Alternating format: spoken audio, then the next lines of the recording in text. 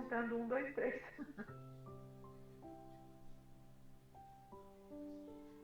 Nossa, peraí, sou eu que não tô te vendo. Só um minuto.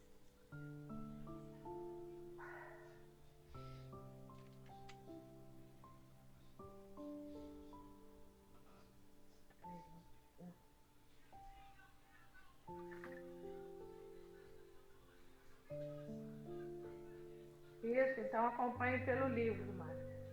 Tá?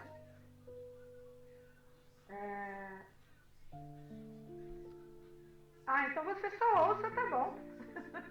Você só ouvir já tá bom, tá? Se você gostar, na próxima semana você entra também.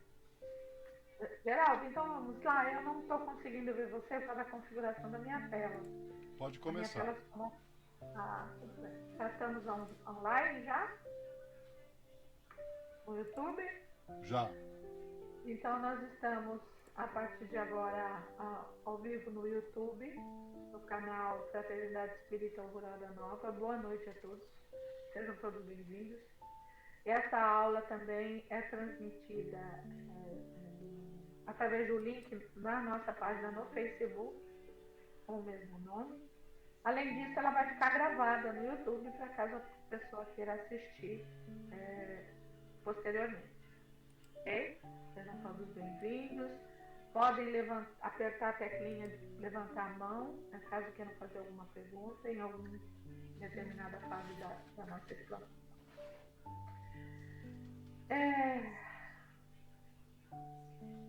Edna, eu vou pedir para você fazer a prece. Tudo bem. Obrigada. Então a gente vai agora, neste momento, acalmando os nossos corações, agradecendo a Deus, porque nós estamos aqui mais uma vez para dar continuidade aos nossos estudos. Agradecemos aos nossos irmãos do plano espiritual que estão conosco neste momento, que vão nos ajudar, além de todos aqueles que vêm aqui conosco aprender também. Te agradecemos, Pai, por esta excelente oportunidade que nós estamos tendo de estudar, de ampliar os nossos conhecimentos. Agradecemos imensamente ao nosso Mestre Jesus, que trouxe tantos ensinamentos para nós e que neste momento, com certeza absoluta, está conosco, nos ajudando também a compreender tudo o que vai ocorrer nesta aula de hoje. E assim, com amor, com carinho, com gratidão, nós dizemos ao nosso Pai a oração que o nosso Mestre Jesus nos ensinou. Pai nosso que estais nos céus, santificado seja o vosso nome, venha a nós o vosso reino. Seja feita a vossa vontade, Pai, assim na terra como nos céus. O pão nosso de cada dia nos dai hoje. Perdoa, Senhor, as nossas dívidas, assim como perdoamos os nossos devedores. Não nos deixes cair, Pai, em tentação e livra-nos sempre de cometermos o mal. Que assim seja, graças a Deus e graças a Jesus. Assim seja. Então vamos lá. Todos passaram a semana bem, espero. Então nós estamos no capítulo 24, que fala da identidade dos espíritos, que comunicam, né? E nós estamos no item que fala, deixa eu ver se é isso mesmo, modo de se distinguirem os bons e os maus espíritos. Nós estamos no questionamento, falávamos do item anterior e paramos no 268. A partir de hoje é o item 268. Como confere, gente? Isso. Sim. Ok. Muito obrigada. Ele volta a ser, esse 268, uma série de perguntas e respostas dadas pela espiritualidade a Kardec, tá? A respeito do assunto de identificados, né? Bons e maus espíritos, né? Quando eles se manifestam. Questões sobre a natureza e a identidade dos espíritos.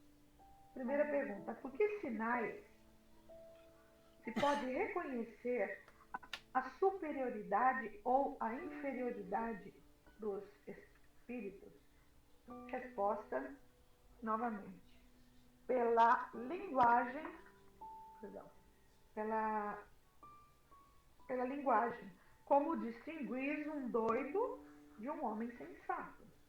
Já dissemos que os espíritos superiores não se contradizem, nunca, e só dizem coisas aproveitáveis, só querem o bem, que lhes constitui a única preocupação.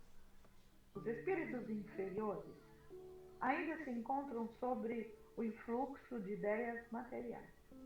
Seus discursos se ressentem, primam, né, pela ignorância e também apresentam imperfeição, demonstram imperfeição que lhes é característica. Somente os espíritos superiores é dado conhecer todas as coisas e julgá-las desapaixonadamente. Pode continuar, Edna, por gentileza? É a número 2 agora. Ok. A ciência num espírito é sempre um sinal demonstrativo de sua elevação? Não, pois se ainda está sob a influência da matéria, pode ter vossos vícios e preconceitos. Há pessoas que são neste mundo excessivamente ciumentas e orgulhosas. Acreditais que, ao deixá-lo, o seu espírito perde esses defeitos? Esses defeitos permanecem após a sua partida da Terra, principalmente para os que tiveram paixões bem acentuadas. Nesse caso, uma espécie de atmosfera os envolve e lhes conserva todas essas coisas más. Esses espíritos semi-imperfeitos devem ser mais temidos do que os maus, porque a maior parte deles alia astúcia e orgulho à inteligência. Por meio do seu pretenso saber, impõe-se às pessoas simples e aos ignorantes, que aceitam sem controle suas teorias absurdas e mentirosas. Embora essas teorias não possam prevalecer diante da verdade, não deixam de fazer um mal momentâneo, pois entravam a marcha do espiritismo e os médiuns se fazem cegos voluntariamente quanto ao mérito do que lhes é comunicado. Essa é uma questão que exige um grande estudo da parte dos espíritas esclarecidos e dos médiuns para distinguir o verdadeiro do falso. É preciso dedicar toda a atenção. Aqui, então, cabe aquela citação de Jesus, né? Que a gente precisa estar vigilantes. Isso. E a de Kardec, né? É preferível a gente rejeitar 10 verdades do que aceitar uma só mentira. Exatamente. E aqui, novamente, eles esclarecendo para nós, né? Que você distingue um espírito elevado ou aquele que ainda não é elevado, está preso às coisas da terra pela linguagem, pelo que ele diz, né? Pelo conteúdo do que ele fala, né? Porque um espírito superior não vem numa reunião para falar bobagem, ou para dizer se a moça vai arrumar um namorado, se a senhora vai, se o rapaz vai refazer o casamento. Eles não vêm para isso. Eles vêm com outros fins, com fins utilitários para as pessoas, para a comunidade, Pode continuar. Tá. A 3. Muitos espíritos protetores se designam sob nomes de santos ou de pessoas conhecidas. O que se deve pensar a esse respeito? Todos os nomes de santos e de pessoas conhecidas não bastariam para fornecer um protetor a cada homem. Entre os espíritos, poucos há que tenham um nome conhecido na terra. É por isso que muitas vezes não o dão, mas quase sempre exigis um nome. Então, para vos satisfazer, tomam o de um homem que conheceis e que respeitais. Esses, quando eles são do bem, né? Porque se ele for um brincalhão, se ele tiver com má intenção, ele vai falar que ele é o Kardec, ele vai falar que, né? Bezerra de Napoleão. Menezes, né? A 4. Esse nome emprestado não pode ser considerado uma fraude? Será uma fraude da parte de um mau espírito que quisesse mistificar, enganar. Mas quando é para o bem, Deus permite que seja assim entre os espíritos da mesma ordem, porque há entre eles solidariedade e semelhança de pensamentos. Então, Deixa eu dar um exemplo usar um nome comum, né, que ele levanta, poxa, mas um espírito é elevado, superior, e chega e diz que não sei, bom, dá um nome qualquer, então ele está, é uma fraude. O que ele quis dizer com essa expressão é como se fosse um batalhão do exército, da marinha ou da aeronáutica. Então, todos desse batalhão estão na mesma categoria. Todos são, vamos supor, primeiro sargento. O nível é igual para todos. Então, ele pode dar o nome que ele quiser, desde que ele pertence ao mesmo batalhão. São espíritos afins, que têm ideias afins, que estão na mesma categoria de evolução espiritual. Né? Então, se o batalhão se chamar São Joaquim, Batalhão São Joaquim de Infantaria, por exemplo, ele vai dizer que ele é São Joaquim. Entende? É isso que ele quis dizer. Né? Os espíritos são divididos em categorias. E na espiritualidade é a mesma coisa. Né? Então, lá tem grupos enormes de trabalhadores para diversas tarefas no planeta. Então, eles muitas vezes dão o nome do grupo a que pertencem. Diga, seu Helder, levantou a mão. Mas eles também podem dar o nome de uma outra encarnação que ele teve? Sim, assim como Emmanuel faz, né? Emmanuel, eu não sei nem se é de outra encarnação, Emmanuel, mas tem muitos que dão esse nome. Por exemplo, ai, fugiu o nome daquele do nosso André Luiz, né? André Luiz não usou o nome dele da outra encarnação. Por quê? A maioria deles não usa, né, na realidade, né, Edna? Por que a maioria deles não usa? Para não causar problema aqui para quem ficou aqui, entendeu? Porque nós sabemos já, pelas próprias psicografias do Chico Xavier, que André Luiz, né, esse espírito maravilhoso que deixou a obra dele, do nosso lar até o final, é maravilhosa para estudo, para aprendizado, né? É maravilhoso. Eu acho que deveria ser fundamental para quem quisesse sua iniciação no Espiritismo. Ele foi Oswaldo Cruz. Tá? Então, ele não poderia dizer que ele era Oswaldo Cruz. Você já pensou a confusão da família que estava viva ainda, quando ele começou a psicografar? Né? É lógico que pelas características pode até achar que seja, mas não tem afirmação de nada. Então, ele adotou o nome André Luiz. Pode ter sido que numa encarnação lá na Esparta, lá em Roma, ele tenha sido um André Luiz e ele resolveu dar esse nome. Vocês compreendem, senhor? Assim como na aparência, a gente viu isso no estudo do Livro dos Espíritos, assim como na aparência, que o Espírito se faz ver, se faz perceber, né? Na aparência que ele mais tem afinidade, não necessariamente da última encarnação. Né? O próprio, aí agora falando mesmo de Emmanuel, né? A aparência que ele passa para os médicos que são videntes, para o próprio Chico, que o via com frequência, ele era o mentor do Chico, era a aparência do senador Públio Lentulus, na época que os hebreus estavam dominados por Roma. Fala, Edna, você levantou a mão. O André Luiz, quando ele teve a primeira conversa com o Chico, que ele começou a conversar para iniciar a psicografia, né? Ele perguntou quem ele era. O Chico sabia quem ele era. Aí o irmão do Chico estava dormindo, assim, no quarto onde ele estava. E ele perguntou para ele, qual é o nome dele? Aí ele falou, André Luiz. Ele falou, então esse é meu nome. Por quê? Como a Mari falou, para não comprometer, porque já tinha tido, o Chico respondeu processo criminal por causa das obras, como ele chama? Ele virou o irmão X e depois ele voltou. mas antes, né? Porque a primeira obra que esse espírito psicografou, ele deu o nome dele verdadeiro. Exatamente. Ele era um jornalista. Depois eu falo para vocês. Né? E era uma pessoa muito conhecida. E aí ele depois ele deu o irmão X, e na verdade, e depois aí tem uma pessoa que fala assim, olha só, ele recebeu a 10ª cadeira de literatura da Academia Brasileira de Letras. Por isso que ele colocava irmão X, que era para todo mundo saber quem ele era.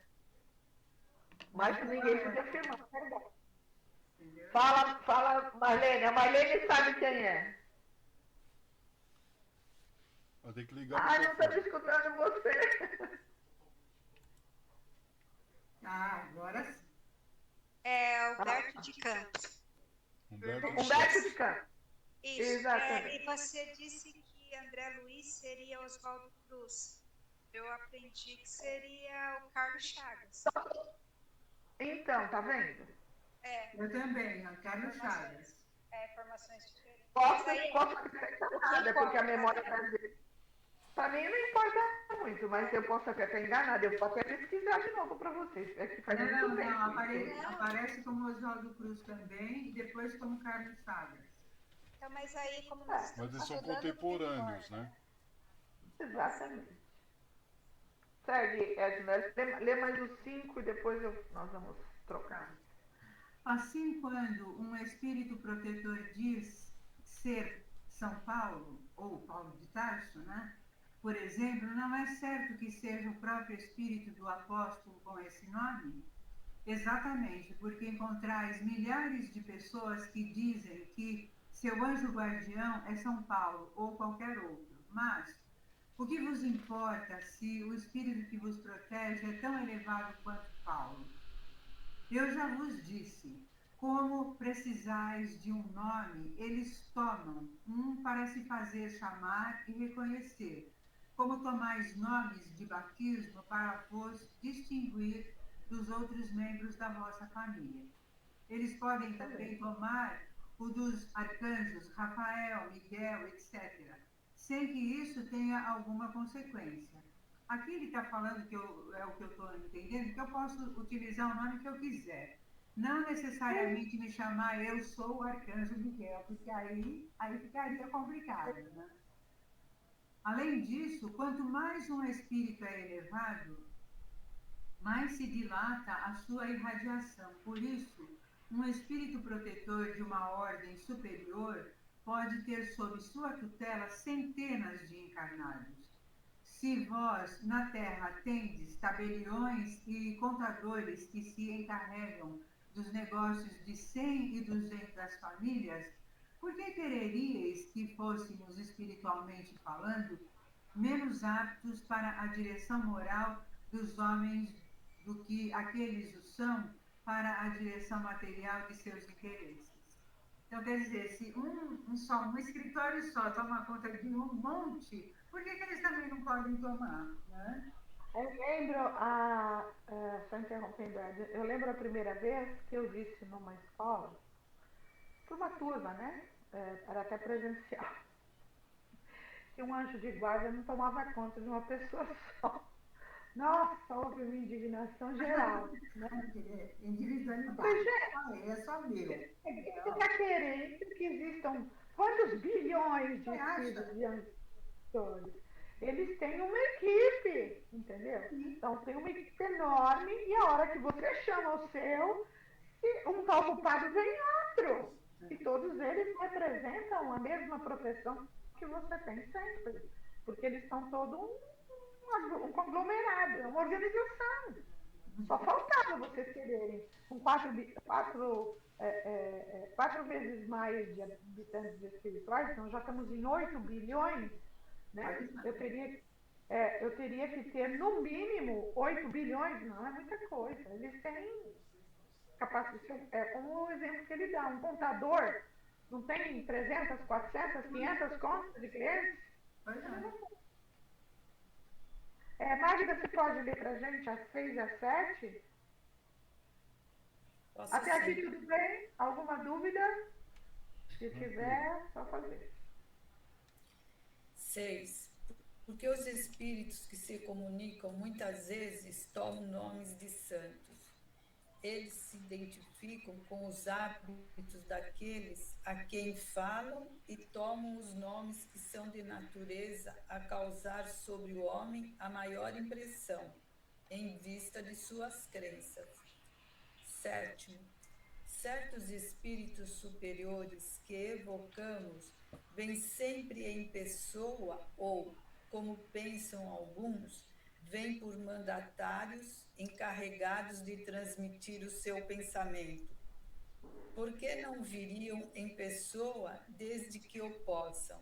Mas se não podem vir, forçosamente virá um mandatário. Lê a oitava também pra gente, Magdina. 8ª.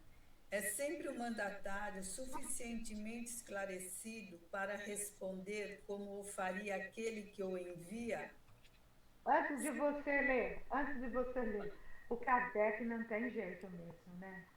Ele perguntava na ferida mesmo, né? Quer dizer que você pode mandar um mandatário se não puder, mas o cara que vem é competente igual. Para responder?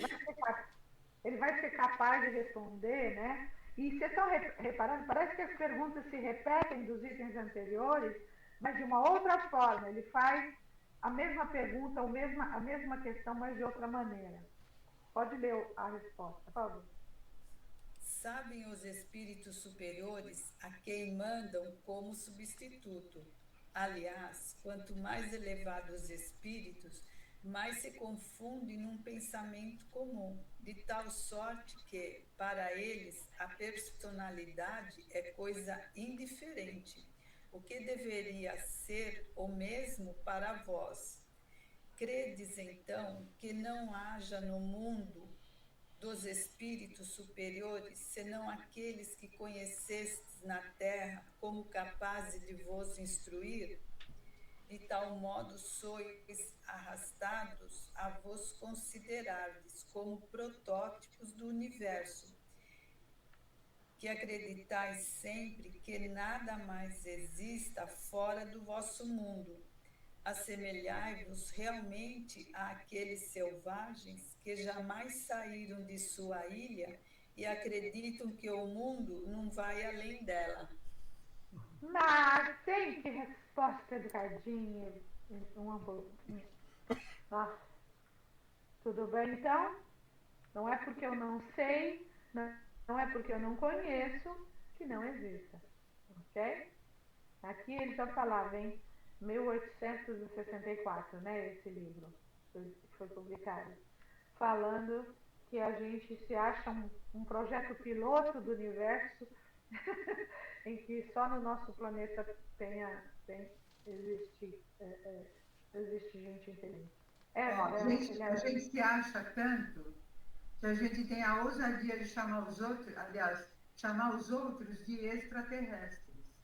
Nós somos. Porque a gente se acha que isso não existe, extraterrestre. Não. Por quê? Porque a Terra é o maior planeta do universo e os outros são os outros. Olha só, olha só. Né? Quem não acredita, eu sempre faço essa pergunta, você acredita em extraterrestres? Não. E reencarnação? Acredito. Então você tem que acreditar, porque você é um extraterrestre, você reencarnou de um outro órbita pra cá. Não é necessariamente que você só está aqui. Né?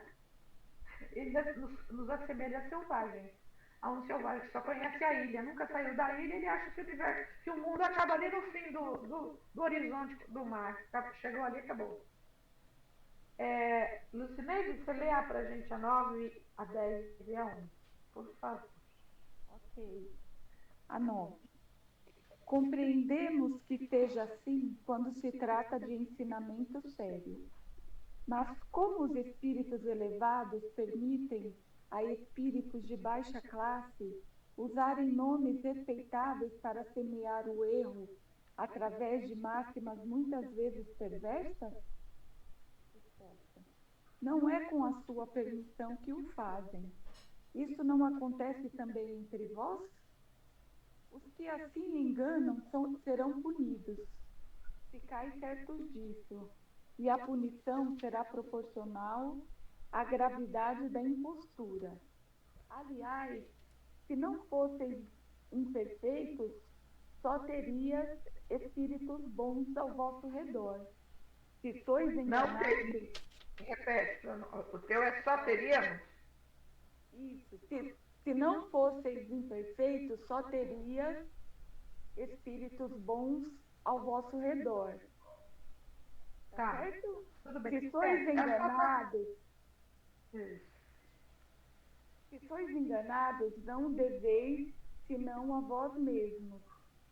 Deus o permite para provar a vossa perseverança e o vosso discernimento, para vos ensinar a distinguir a verdade do erro.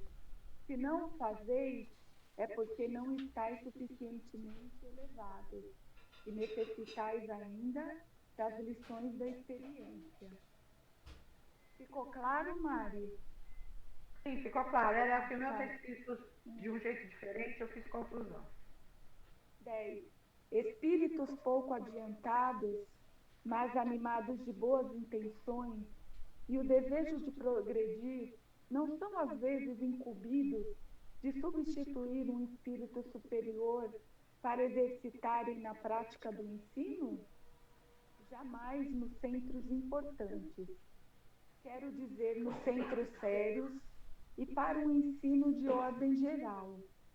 Os que o fazem é por sua própria conta e, como dizem, para se exercitarem. É por isso que as suas comunicações, embora boas, trazem sempre a marca da sua inferioridade. Recebem essa incumbência apenas para as comunicações de segunda importância e para as que podemos chamar de pessoais. A 11ª. As comunicações espíritas ridículas são às vezes entremeadas de boas máximas. Como resolver essa anomalia que parece indicar a presença simultânea de espíritos bons e maus? Os espíritos maus ou levianos se metem também a sentenciar, mas sem perceberem o alcance ou a significação do que dizem. Todos os que o fazem entre vós são homens superiores? Não. Os espíritos bons e maus não se misturam. É pela constante uniformidade das boas comunicações que reconhecereis a presença dos bons. Então, às vezes é bem interessante. Eu queria pegar o exemplo que ele dá. Vocês não têm entre vocês pessoas que querem ser falantes, querem ensinar, né? Querem ensinar as pessoas, dizendo que sabe isso, que sabe aquilo, na realidade não sabem? A mesma coisa. Por quê? Voltamos a falar. Nós seremos na espiritualidade exatamente aquilo que nós somos hoje. Ninguém eleva-se rapidamente porque simplesmente fez a passagem. Nós vamos lá, pelo contrário, né? Lá nós vamos demonstrar realmente quem somos. Então, se a pessoa que era egoísta, orgulhosa, personalista, queria se aparecer, ela vai desencarnar desse jeito. Tá? E daí ele vai demonstrar efetivamente a categoria de espírito que ele seja. Tudo bem? Podemos seguir, Marlene? Pronto. Lê para a gente 3, por favor. A 12. Os espíritos que induzem ao erro estão sempre cientes do que fazem? Não. Há espíritos bons, mas ignorantes. Podem enganar-se de boa fé. Quando tomam consciência da sua falta de capacidade, eles a reconhecem e só dizem sabe. 13. Ao dar uma falsa comunicação, o espírito sempre o faz com má intenção? Não. Se for um espírito leviano, apenas se diverte a mistificar sem outra finalidade. 14.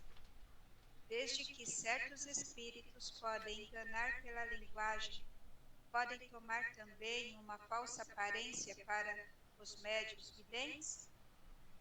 Isso acontece, mas é mais difícil. Em todos os casos, isso somente se dá com uma finalidade que os próprios espíritos maus desconhecem, pois servem de instrumentos para uma lição. O médium vidente pode ver os espíritos levianos e mentirosos, como os outros médiuns podem ouvi-los ou escrever sob sua influência. Os espíritos levianos podem aproveitar-se da faculdade do médium para o enganar com uma falsa aparência. Isso depende das qualidades do próprio espírito do médium.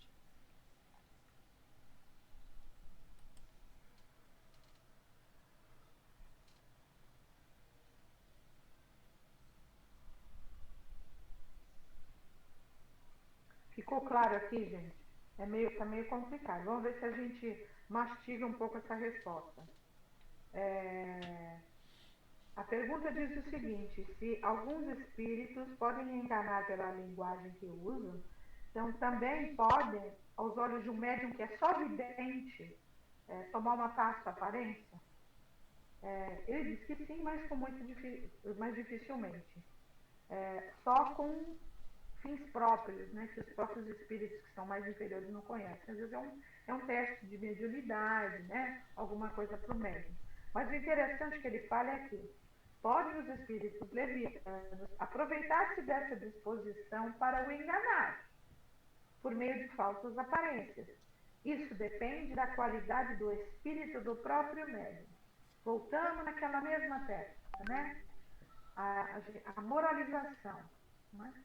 Se a minha moralização está caminhando, se eu estou me esforçando, se eu estou tentando, estou indo no caminho do bem, mesmo que às vezes dou 2 passos para frente, 1 para trás, 2 para trás, 1 para frente, o meu nível vibratório é diferente, né? E às vezes a espiritualidade maior nem deixa que isso aconteça. Eles podem até tentar. Às vezes deixa que isso aconteça para testar o próprio médium também. Mas eu gosto de frisar sempre a importância, né, do nosso preparo. Porque se a gente for olhar com frieza, nós somos mesmo como animais, como selvagens para os espíritos superiores, né? A nossa limitação de sensibilidade, de inteligência é muito grande diante da deles. Principalmente porque nós estamos num outro plano, numa outra dimensão da deles. Aí já tem a dificuldade. Em segundo, a nossa própria evolução moral, né? Nosso próprio caminhar de evangelização. Então, a vibração só acontece porque tem afinidade. E quem for inteligente não precisa esperar ninguém dizer, né? Preste atenção nas comunicações que passa, preste atenção no que está vendo. E meus companheiros veem, às vezes, luz, fachos de luz, raios de luz, e eu só vejo sombras, só vejo manchas, sombras fugidias, que tem alguma coisa diferente nessa parada, gente. Vocês entenderam? É isso que eu estou querendo dizer. Tudo bem? Todo mundo compreendeu? Podemos seguir? Vamos lá. Lê mais um para nós. Marlene, lê o 15 para a gente. Certo. Obrigada. É suficiente a boa intenção para não ser enganado? Nesse caso, homens realmente sérios, que não mesclam de curiosidade leviana os seus estudos, também estariam expostos à mistificação? Resposta: menos do que os outros, evidentemente. Mas o homem sempre algumas esquisitices que atraem os espíritos zombeteiros. Julgam-se forte, quase nunca o é. Deve desconfiar por isso mesmo da fraqueza proveniente do orgulho e dos preconceitos. Não se levam muito em conta essas duas causas de que os espíritos se aproveitem, pois, agradando-lhes as manias, estão seguros de seguir o que desejam. Ou seja, trocando em miúdos, todos nós temos as nossas esquisitices, porque nós demonstramos para os outros aquilo que nós queremos, né? Então, a gente sempre fala, nós somos três. Eu sou aquele que eu sou de verdade, aquele que eu penso que eu sou e aquele que eu demonstro para os outros que eu sou. Só que na espiritualidade não tem essa, né? Eles nos conhecem com transparência. Seu Helder, quer ler para a gente? Leio sim, Nádia. 16, 17 e 18, tá? Ok. 16. Por que Deus permite que os maus espíritos se comuniquem e digam coisas más? Mesmo naquilo que é pior, há um ensinamento. Compete a vós saber retirá-lo. É preciso que haja comunicações de todas as espécies para vos ensinar a distinguir os bons espíritos dos maus e a vós mesmos servir-vos de espelho.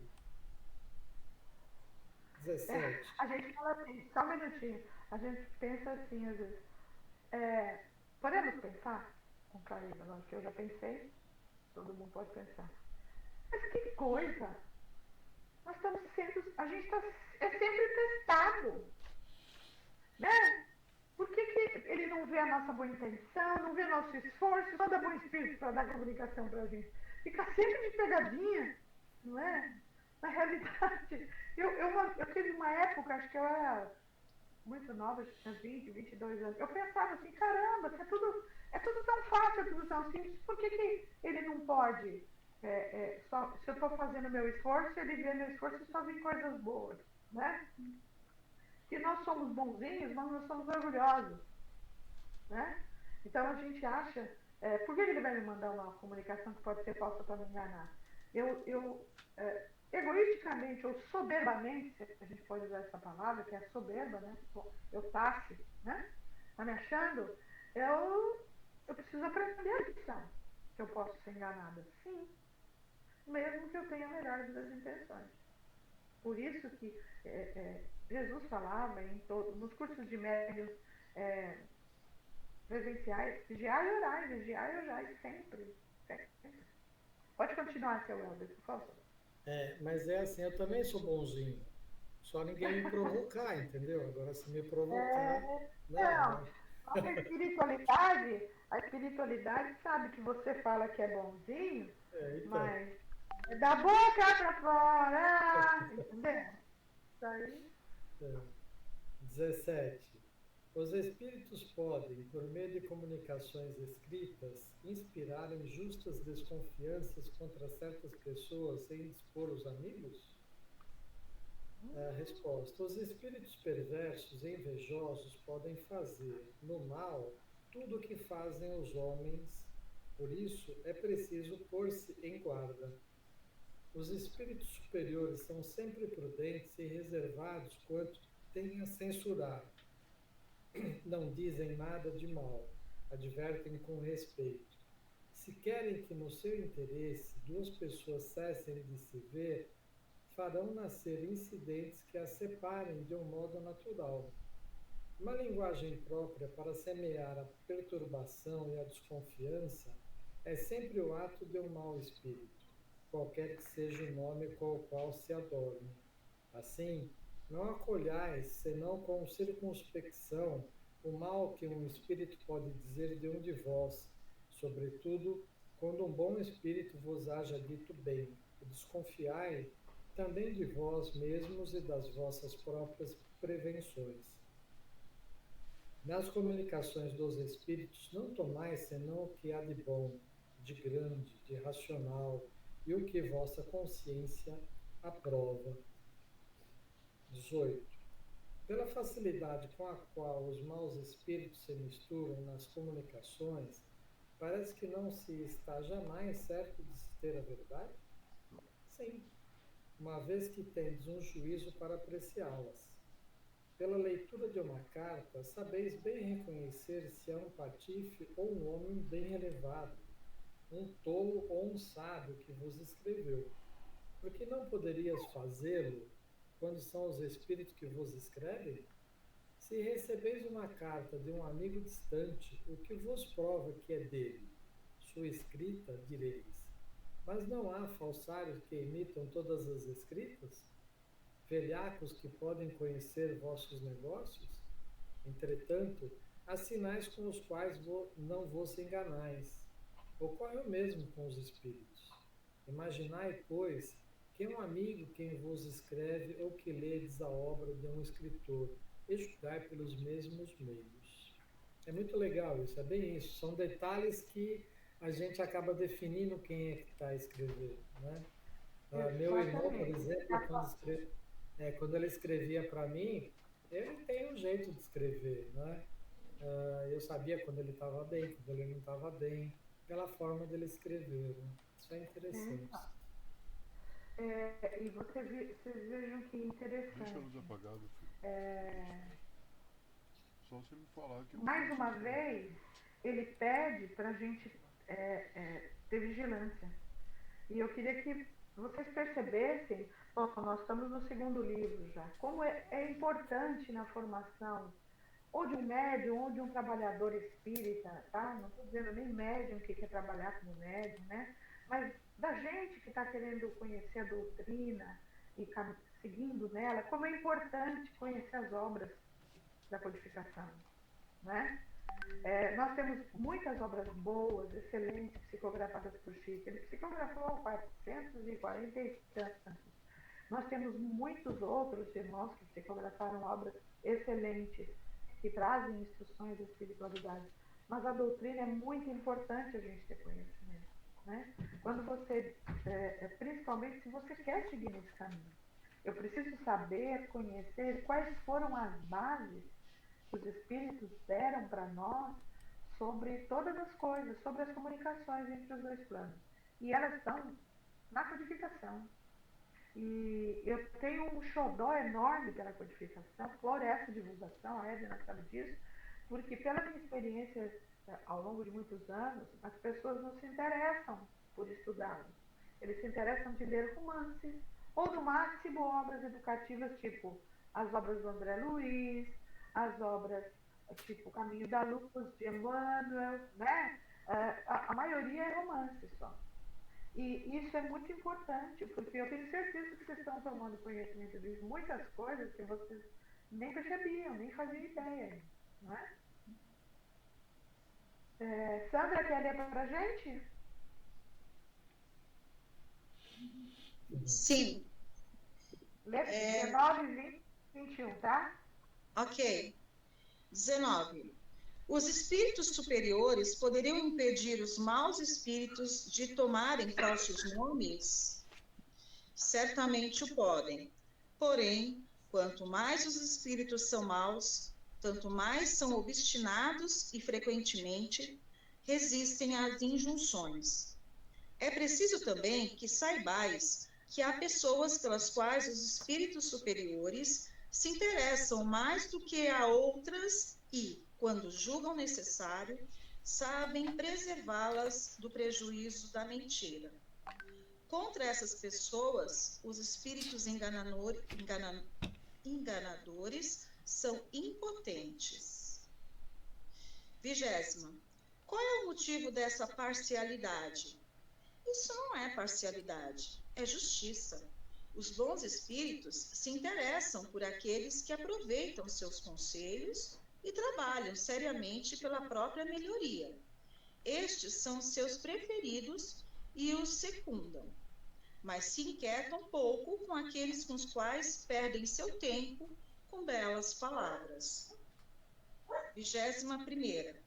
Por que Deus permite aos espíritos cometerem o sacrilégio de tomarem falsamente nomes veneráveis? Poderíeis perguntar também por que Deus permite aos homens mentirem e blasfemarem. Os espíritos, assim como os homens, têm seu livre-arbítrio, no bem como no mal. mas nem a uns nem a outros a justiça de Deus faltará.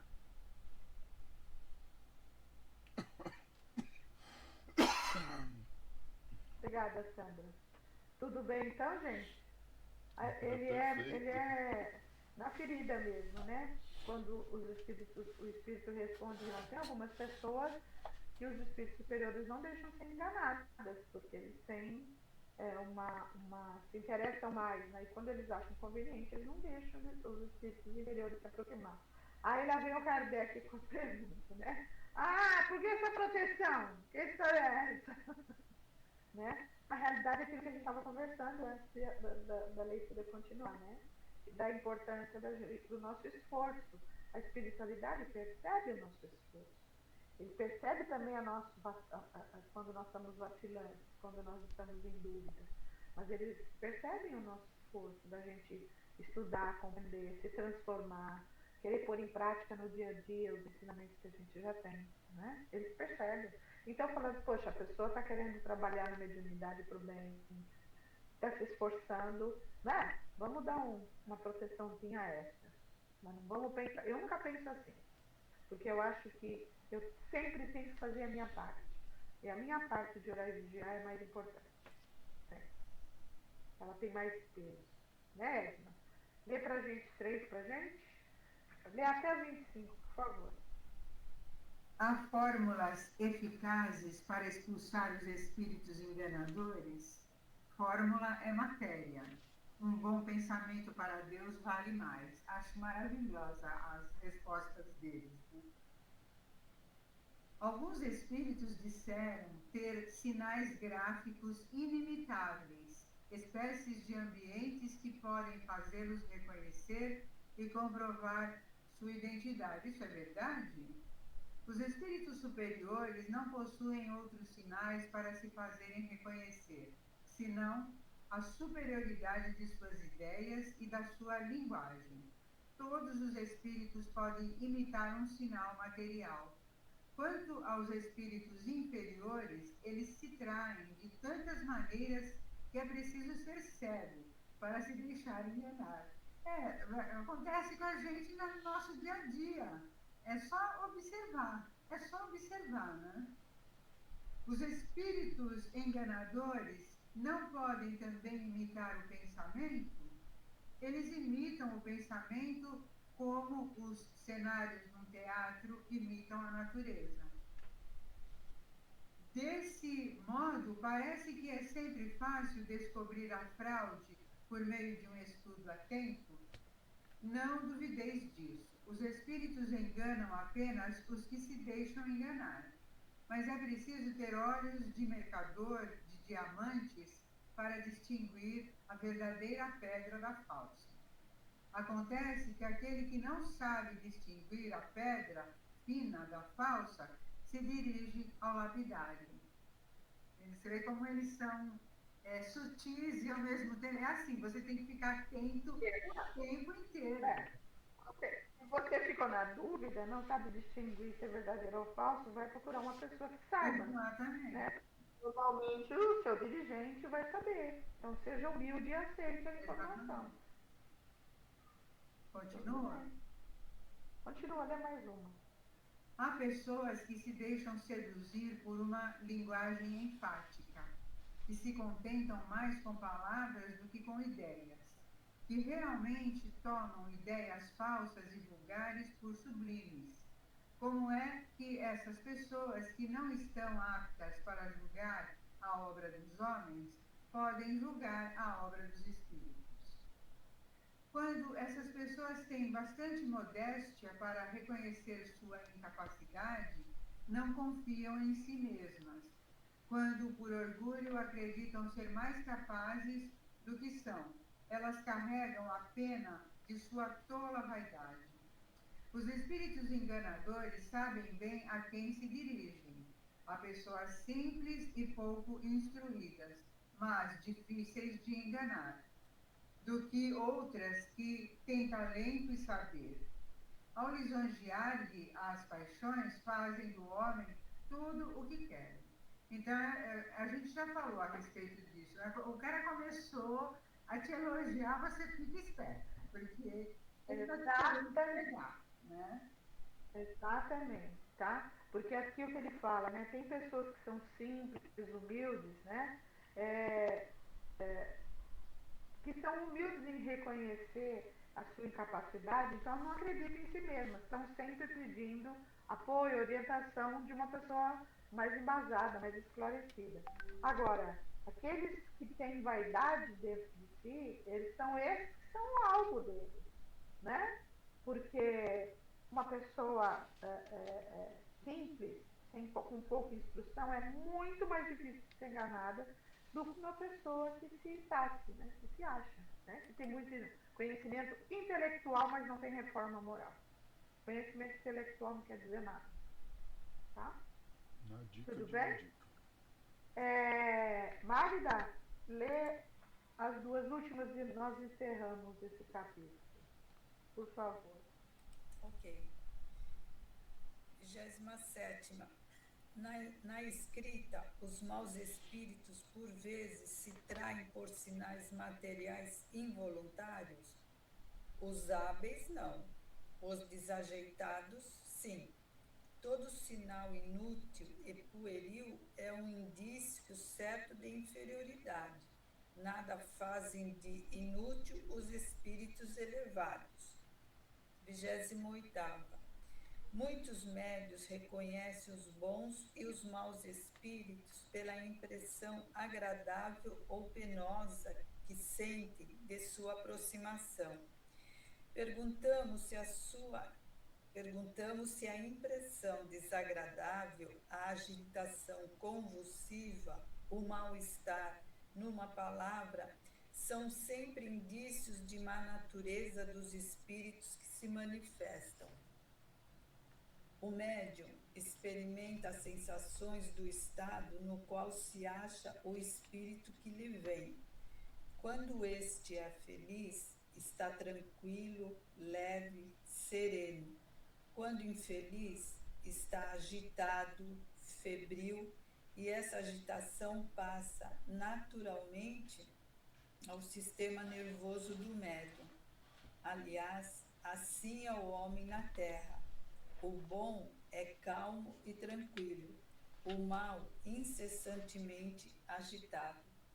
Observação de Kardec. Há médios... Prestem bem atenção nessa observação.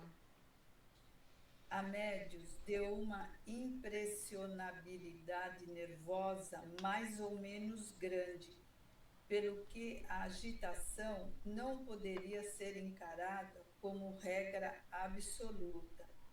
Aqui, como em tudo, é mister levar em conta as circunstâncias. O caráter penoso e desagradável da impressão é um efeito de contraste, pois se o espírito do médium é simpático ao mau espírito que manifesta, ele será pouco ou nada afetado.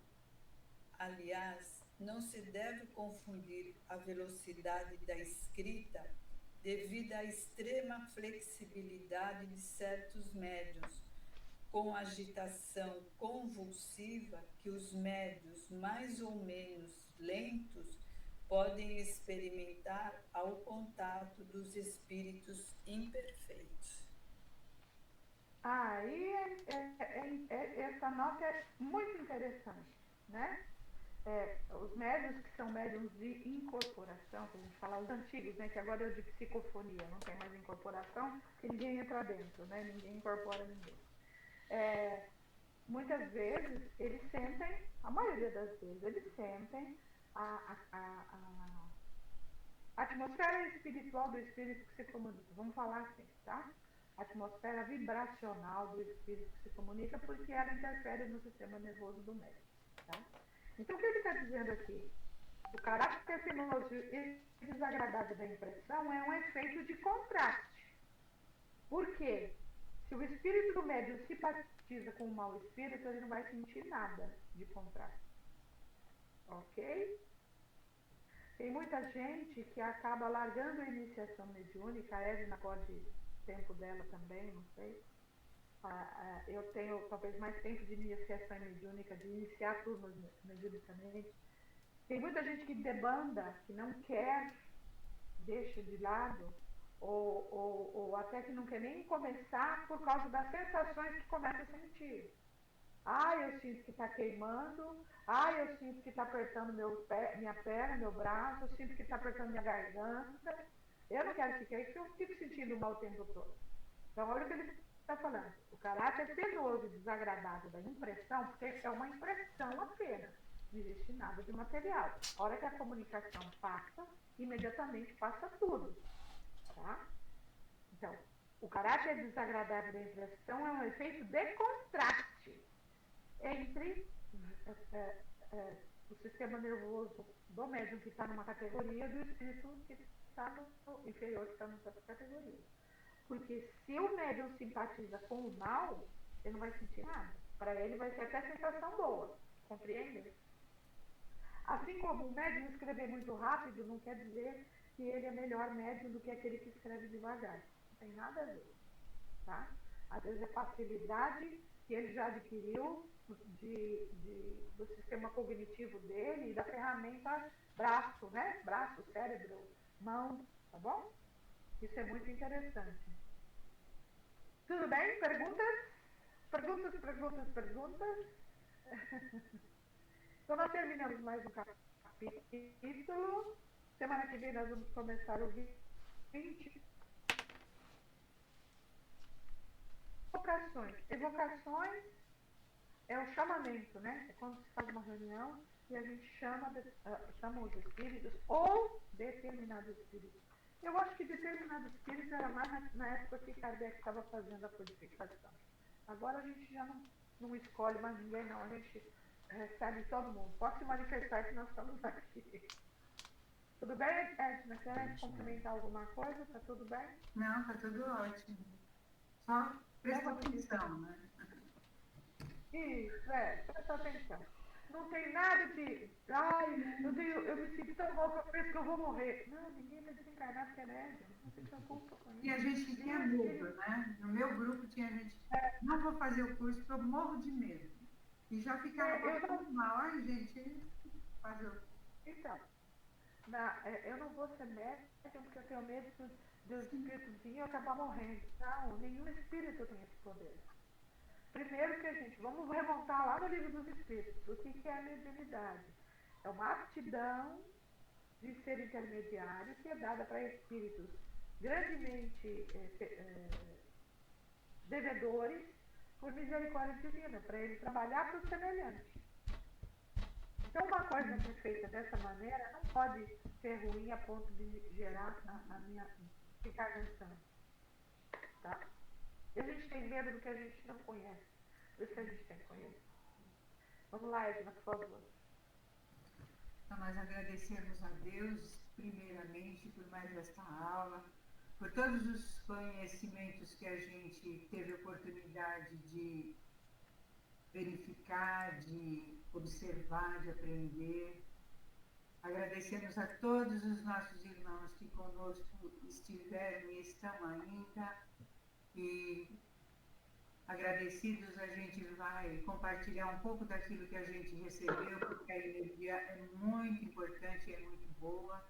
Nós vamos compartilhar, vibrando pela paz do universo, por todas as moradas da casa do Pai, especialmente pelo nosso planeta, por esta situação de guerras que vem acontecendo em vários locais do nosso mundo, desse planeta azul, que é tão lindo e que, infelizmente, ainda tem tanta gente que precisaria estar tendo mais conhecimentos, nossos irmãos, e que, infelizmente, ainda praticam o mal, a guerra, a destruição, e nós vibramos por eles imensamente. Porque aqueles que estão atingidos pela guerra e por todas as maldades do mundo estão amparados. Eles necessitam da misericórdia do nosso Pai. E nós sabemos que eles têm. Mas nós te pedimos, Pai, humildemente, que o Senhor tenha muita misericórdia desses teus filhos que ainda estão tão perdidos nos caminhos do mundo. Vibramos intensamente por todos os que foram atingidos por esse mal, por aqueles que estão doentes, por aqueles que perderam absolutamente tudo, não só em situação de guerra, mas também pelas intempéries do próprio planeta. Vibramos pelos nossos amigos, pela nossa família, para que tudo seja sempre paz. Que a paz esteja primeiramente no nosso coração e que ela seja o nosso compromisso, de que a gente possa viver espalhando a paz, vivendo a paz, para que a gente ajude o mundo. Se a gente não conhecer a paz, a gente não consegue estabelecê-la em volta de nós. E nós precisamos muito dela. Que vibramos para que o psiquismo do mundo, do planeta, do nosso, que é o nosso pensamento, se acalme agora. Que Jesus possa abençoar cada ser humano que habita este planeta com serenidade e muita paz. Graças a Deus e graças a Jesus. Obrigada, gente. Boa semana a todos. Até.